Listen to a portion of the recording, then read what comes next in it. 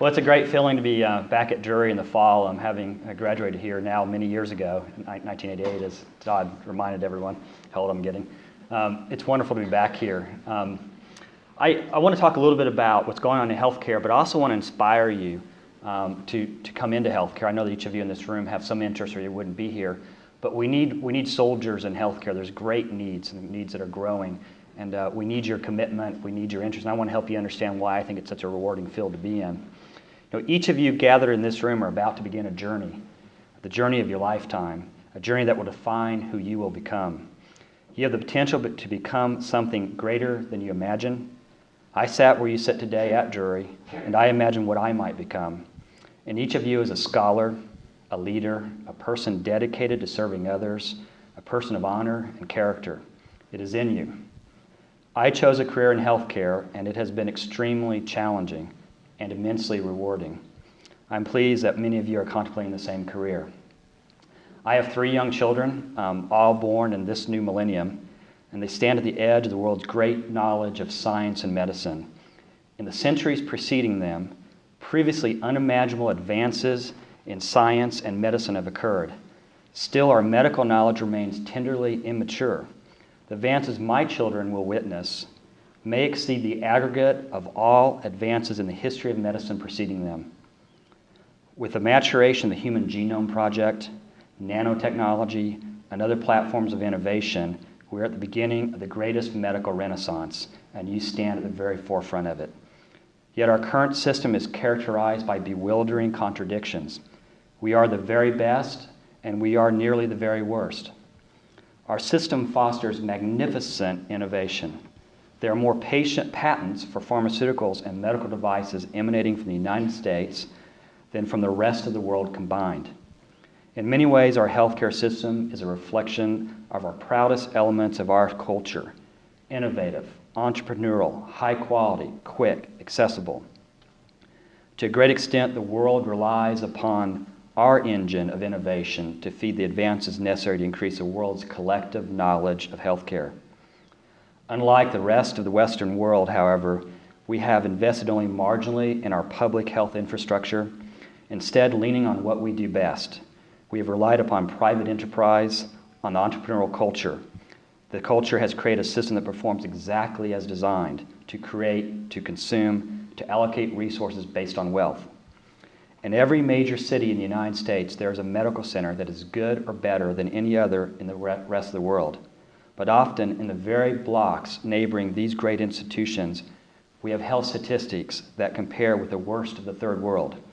The inner city is plagued with tragically high rates of infant mortality, teenage pregnancy, AIDS, asthma, tuberculosis, and unthinkable levels of violence against children.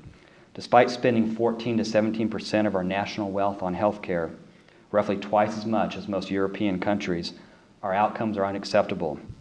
According to the World Health Organization, we rank 72nd in the ranking of 191 healthcare countries. That's below Cuba, El Salvador, Grenada, Colombia, Iran, and Bosnia. Our national experiment has created a patchwork system of care which is troubled and dysfunctional. People, especially children, too often fall between the cracks or receive basic care at the most expensive environment, such as emergency rooms. Springfield is a reflection of our national health care dilemma.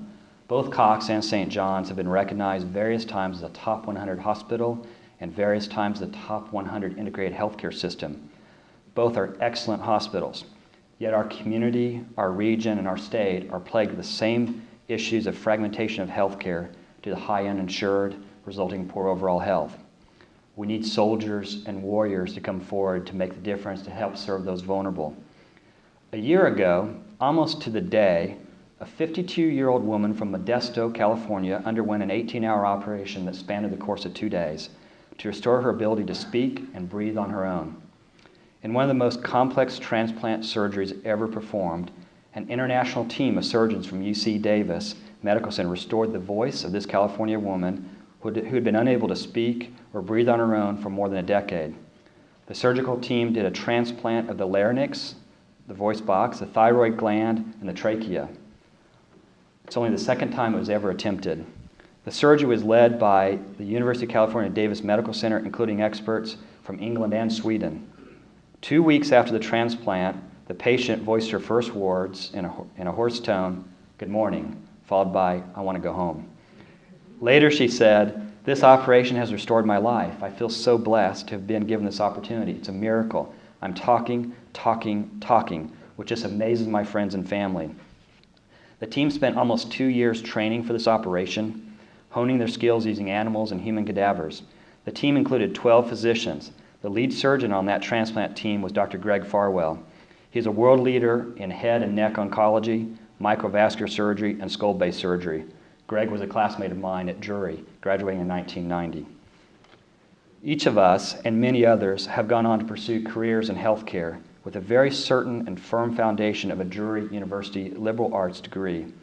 We have many physicians on our staff at CoxHealth, in our community, and across the country who graduated from Drury, and I anticipate many more in the future. Beyond medical degrees, 2 of our past 3 presidents are Drury graduates, and our clinical and professional staff is buoyed by Drury graduates.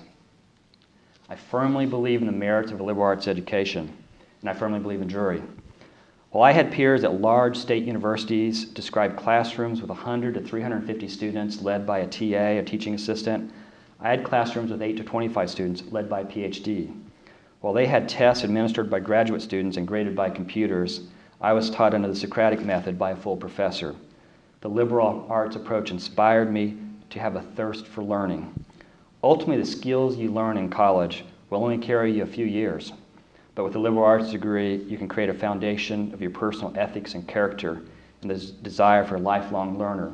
I can tell you that in my job today, I work with physicians who are brilliant, and they're often brilliant technocrats who have been trained and honed on a particular technical skill, but they've not been trained on the humanity of the service they do.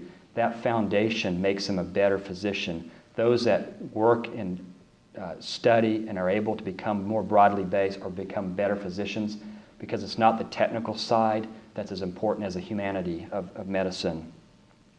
I discovered who I wanted to be with certainty while a student at Drury.